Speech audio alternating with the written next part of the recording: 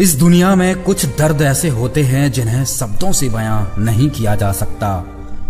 कुछ कहानियां ऐसी होती हैं जिन्हें सुनकर रूह कांप उठती है, और कुछ पल ऐसे होते हैं जहां मौत भी जिंदगी से आसान लगने लगती है। आज हम आपको एक ऐसे परिवार से मिलाने वाले हैं जहां हर सांस एक जंग थी, हर दिन मौत का साया मंडराता था, और जहां एक पिता अपने बच्चों के सामने धीरे धीरे खुद को खत्म होते देख रहा था।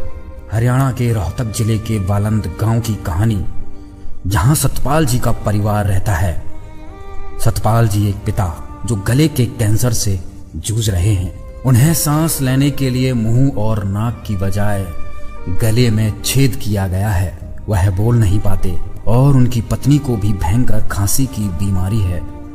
ये चारों बच्चे अभी नाबालिग हैं, ना कहीं जा सकते हैं, ना कमा सकते हैं, और कमाने वाला कोई नहीं। इस परिवार की स्थिति इतनी दयनीय थी कि यह समझना मुश्किल था कि वे जीवित कैसे हैं। मकान बिल्कुल मौत के साये में था, कभी भी गिर सकता था। उनकी पुकार किसी ने नहीं सुनी थी। जी हमारा घर पहले तो बहुत वैसा ही था, छोटा सा। उसमें बूंद आ जाती थी तो पानी टपकता था। सोने की भी जगह नहीं थी, और जहाँ चून वगैरह रखते थे उसमें पानी भर जाता था। खाने की भी वो नहीं थी।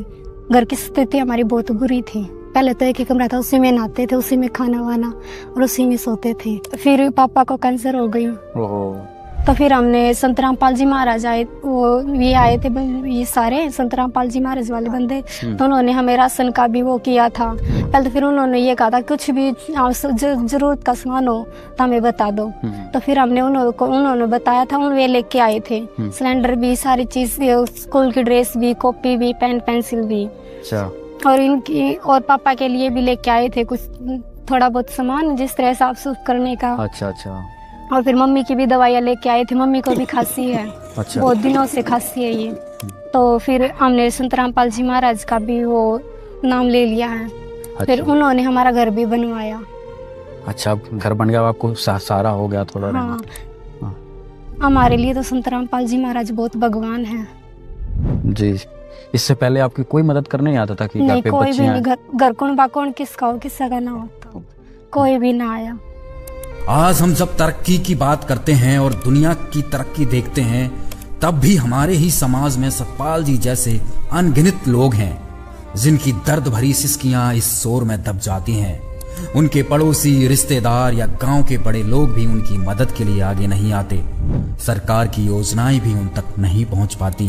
क्या इंसानियत वाकई खत्म हो चुकी है? सभी भक्तों को सत साहिब, संत रामपाल जी महाराज की दया से इस परिवार की पूरी मदद की जा रही है। इस परिवार की स्थिति बिल्कुल डाउन थी। संत रामपाल जी महाराज का आदेश होया और हम गांव में आए, पूरे इस परिवार का सर्वे किया, और भी काफी परिवार का सर्वे किया था। इसकी स्थिति भी कमजोर थी। जो घर का मुखिया है, इसका नाम सतपाल है, पिता का नाम भीम है, और इसका यहाँ कैंसर था सर।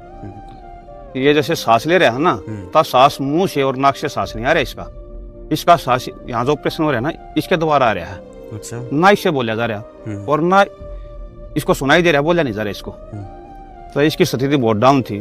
और इस जो परिवार का मुखिया, जब इसका वो हाल हो तो उसका परमात्मा ही रोखाड़ा है। तो परमात्मा के रूप में संत रामपाल जी महाराज यहाँ पहुंचे। वे इसार जेड़ धाम में विराजमान है। वैसे तो सब भक्तों के साथ रहते हैं, वे जेड़ धाम में विराजमान है। वहां से 150 किलोमीटर जिला रोहतक में ये गांव बांध, एक छोटा गांव बांध लगता है। इस परिवार के ऊपर कैसे दया करी है, उनके खिलाफ परंपरा है। और जो सतपाल है, इसकी जो मिसिज है, जो घरवाली है इसकी, वे भी रोग से ग्रस्त है, खांसी है, एकदम टाइप की बीमारी है उसका भी। और इनका 4 बच्चे हैं, 3 गुड़िया है और एक छोटा बेटा है बीच में। तो ये चारों बच्चे नाबालिग, कहीं जा सकते नहीं, कहीं आ सकते नहीं, कमाने वाला कोई नहीं। ये कहाँ से रहे है, ये एक रहस्य है। ये परमात्मा ने जाना भाई किस तरह ये जीवित है। सही बात। ना तो अन्न नहीं खाओगा तो जीवोगा कैसे मानस। तो मालिक ये गुरु जी की विशेष दया है जो इस परिवार पर दया करी। मकान इसका है, मकान बिल्कुल 24 घंटे मौत के साए में। जिस टाइम हम सर्वे करने आए ना, तो हम सच्चाई बताते हैं। हम दोपहर में आए तो घर के अंदर जैसे एंट्री करी, हमने बोला कि भाई साहब कौन है घर पे, तो आधा परिवार पल्ली बचाकर जमीन पर सो रहा था। अच्छा। हाँ, घर पर 4 पाई नहीं पूरी। तो मेरे तो आंखों में आंसू आ गए। मगर भगवान आप तो बड़ी दया करे हो गरीब परिवार के ऊपर, जिन्हें वास्तव में आपकी जरूरत है। मेरे पांव तले की जमीन खसक गई कि परमात्मा जिस नगरी में हम जन्म ले रहे हैं और इस हमारी नगरी में ऐसे गरीब परिवार हमने पता भी नहीं और आपने खोज लिए। तो मैं तो अचंभा रह गया, सोच रहा है मगर भगवान खुद आए अपने बच्चों को संभालने के लिए। एक साहिब की वाणी है, गोता मारो स्वर्ग में बैठो पाताल गरीबदार ढूंढता फिर अपने हीरे मोती लाल। तो भगवान आपने ये खोज लिए तो तैना कोई नहीं था आपके सिवा।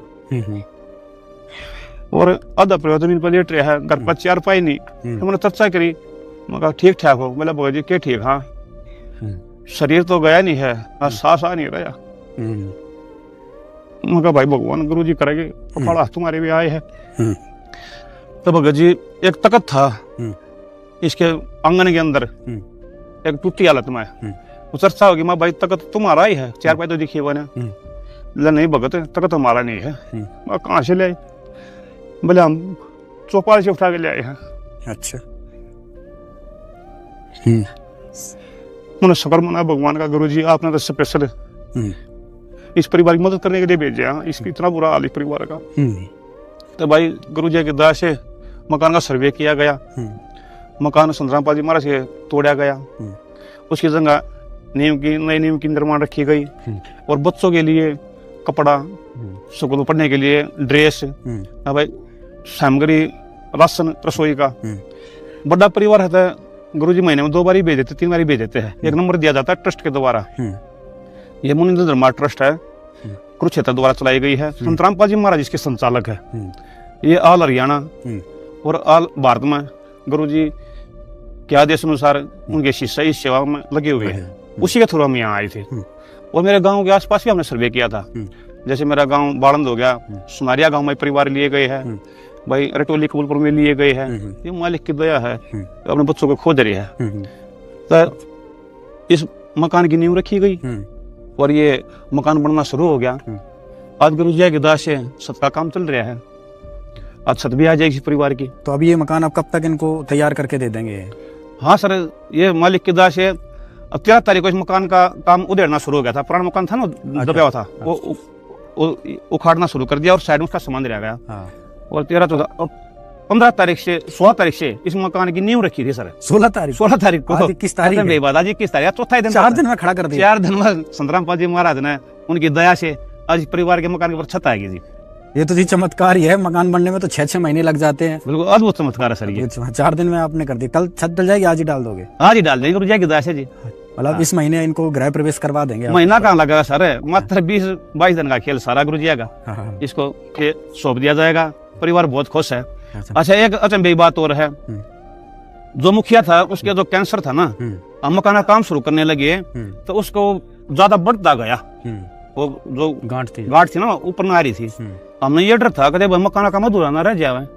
और संतरामपाल जी तो मकान बनवा रहे हैं, कदे बीच में भाई ये जो घर का मुखिया है कदे ये शरीर छोड़ जाए तो चिंता तो हो ही जाती है। सही बात। भाई बड़ी उमंग के साथ हम आए हैं, महाराज जय की दया से सारे भक्तों की टीम बनकर आई है और मकान का काम शुरू होया है। तो भगत भी परेशान था। मैंने उससे चर्चा करी, मैं कहा है कुछ रात? बोला कोई रात नहीं भाई। तो वो कमरे में लेट रहा था।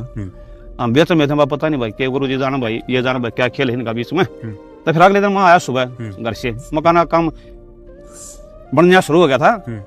17 तारीख को हम आए। तो मैं बोला मैं भगत जी काम तो चिंता थी, भगत जी भाई क्या हाल उसका? मैं बोला मैं भाई सतपाल जी कहाँ पर है? बच्चे बोले मेरा पिताजी यही। फिर वहीं आ गया, बाहर ही आ गया मकान के पास। उसके चेहरे पर खुशी थी सर।